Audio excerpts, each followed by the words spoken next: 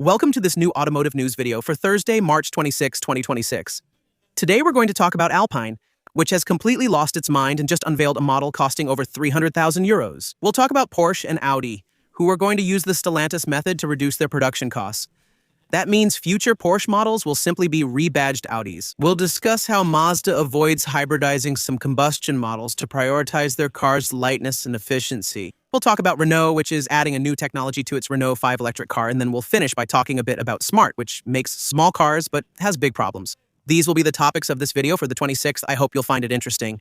If that's the case, as usual, I'm counting on you to show it by leaving a like, subscribing for the next videos, boosting this one if the option appears for you, and of course by leaving a comment where you share your opinion about today's news.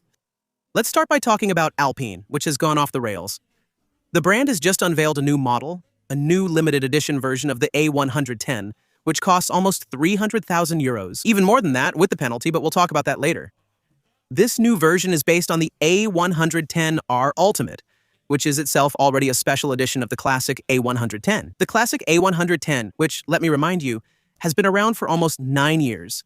It came out in 2017, and it's about to say goodbye to be replaced soon by the electric A110. Meanwhile, Alpine keeps releasing more special and limited editions. Proof of this is the new Alpine A110 Ravage Tarmac Master, a car that was created in partnership between Alpine and the car tuner Ravage. This special edition is based on the A110R Ultimate, which is already a very expensive version of the A110, costing over 200,000 euros. Under the hood, it still has the modified 1.8-liter turbocharged 4-cylinder engine with parts coming from the GT4 competition versions of the Alpine A110. It's the same for the running gear and for part of the chassis, which has been completely modified to improve its handling and rigidity. It's also quite a bit wider than the regular A110R Ultimate, since it's 1.91 meters compared to 1.80 meters. That's due to the addition on this C version of a wide kit, a body kit that's supposed to improve its aerodynamics and high-speed handling. The weight is still under 1,100 kilograms, and the power announced by Ravage is 345 horsepower if you use this car with 102-octane racing fuel. Otherwise, it's 320 like the regular A110.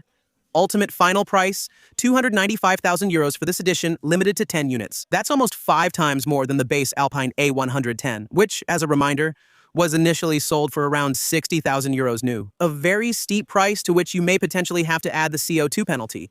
Since this car is not a track car, it's a street legal car, and Route Alpine hasn't yet announced the amount of this penalty. But there's a good chance that the penalty for this one will be about the same as the one applied to the A110R Ultimate versions. That means a penalty between 15,000 and 20,000 euros, and with that, we're well over 300,000 bucks. So 300,000 bucks for an Alpine is very expensive. But let's remember that the A110R Ultimate, which is supposed to be less powerful than this Ravage version, on the track. On the stopwatch, it's capable of completely leaving behind supercars and hypercars, which sometimes have 300 to 400 more horsepower. So there's a good chance that in practice, the A110R Ravage for 300,000 euros will be able to outperform them. To put it politely, to supercars and hypercars that sometimes cost 3, 4, or even 5 times that price. Speaking of lightweight sports cars, I have good news from Mazda. Because Mazda has promised that the next generation of the MX-5 will stay under 1,000 kilos and might even be even lighter, staying under the 1,000 kilo mark. Mazda explained that this future MX-5 will not use hybrid technology. The engine will remain purely combustion. Because according to Manabu Osuga, who is the general manager of sales and marketing at Mazda, hybrid technologies are often very heavy, and they would have completely undermined the spirit of the MX-5, which must remain a lightweight sports car. And by the way, a little good news within the good news, it is said that the future Mazda MX-5 will be equipped with a 2.5-liter engine, which has been approved by Mazda to meet the Euro 5 standard. An engine nearly as light as the current 2-liter, using new materials and technologies that should keep the car very lightweight on paper, while pushing the power even further. Among Germans, Porsche and Audi, both part of Volkswagen Group, are entering a strategic partnership. These two brands had a relatively complicated year in 2025, especially because they used to be particularly popular in China, which is no longer the case now. Due to the Chinese market decline, American tariffs affecting both brands, and high costs of developing or canceling 100% electric models, at Porsche, which, as a reminder, last year urgently completely changed its strategic plans to return to combustion engines. Because of this, the finances of both brands are not in good shape. So, to try to get things back on track a little, and especially to try to restore the margins that have collapsed, particularly at Porsche. Previously, Porsche was among the world's most profitable brands, with margins nearing 20%.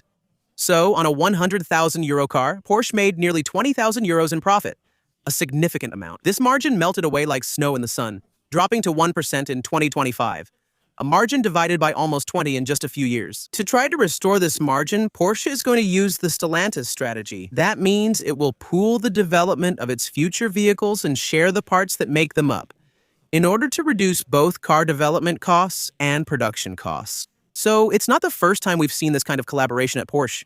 For example, the Taycan and the Audi e-tron GT are basically the same cars, with the same battery packs and the same chassis. However, in the future, these collaborations are expected to increase. The next Porsche SUV should be based on the PPC platform, which was developed by Audi. The next gas-powered Macan, whose official name is unknown, is rumored to be based on the Audi Q5. Is this true? Porsche's SUV, codenamed K1 and not yet officially named, will be based on the Audi Q9 sometimes. The opposite will also occur. For example, the future Audi TT, which will be derived from the Concept C, will be based on the technologies that were developed to make the Porsche 718e. The heads of both brands have already confirmed to the press, to reassure their future customers a little, that the DNA of both brands will be preserved. Even if some future Porsche models will more or less be rebadged Audis, Porsche has confirmed that the sporty character of their cars will stand out more on Porsche models than on Audi models. Hopefully, Porsche and Audi won't be caught up by reliability issues. That's exactly what happened at Stellantis, which implemented a similar strategy for almost all of its brands. When you use the same chassis, engines, and electronics in every car, when the 1.2L PureTech engine has reliability issues, it affects the whole lineup, not just one model. Porsche already paid the price with the Taycan, as recalls for it also affected the e-tron GT.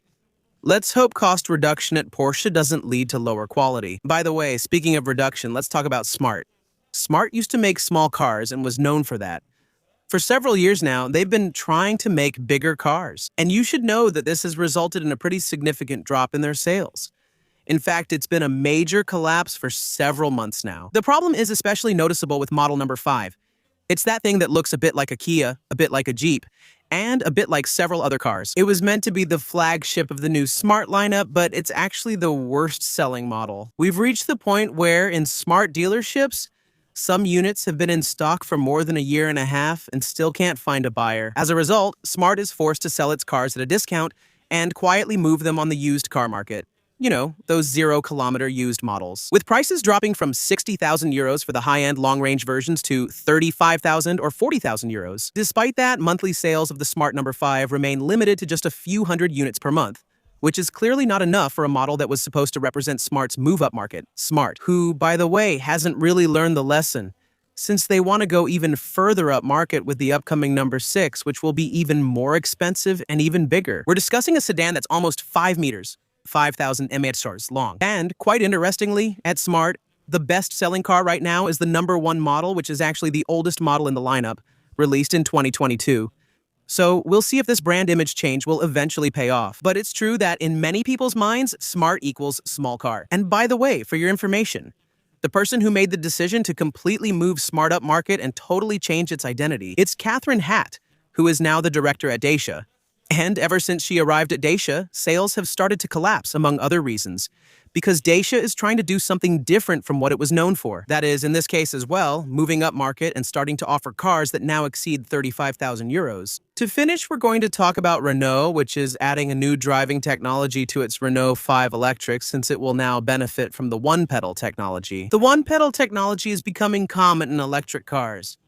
By releasing the accelerator, the car slows down and stops, letting you brake without a separate pedal. More or less like engine braking on a combustion car, except this time, it recovers energy during braking to recharge the batteries. This new system will be adjustable using a control located behind the steering wheel.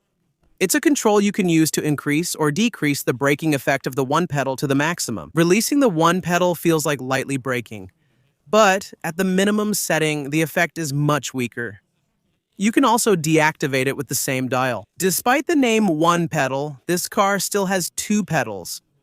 There's a traditional brake pedal, which is essential, especially in emergencies, to stop quickly. So that's actually good news, because as I was saying, most electric cars are starting to benefit from this technology. So it's good for Renault that this one is starting to have it too. The news isn't as good for those who bought earlier Renault 5 electric models, as Renault says. A retrofit for one-pedal mode on delivered cars isn't planned. In other words, unless Renault develops an official modification kit in the coming years, the Renault 5 electric cars that have already been delivered won't be able to benefit from the one-pedal feature. This absence is mainly explained by the lack of those famous little paddles behind the steering wheel that allow you to adjust it. That's it, we've covered these little news updates. I hope you found the video interesting, and if that's the case, I'm counting on you to show it. As usual, by leaving a like, subscribing for the next videos, and maybe even becoming a supporter. Through the join button below this one, we'll see each other again very soon for a new video. Bye.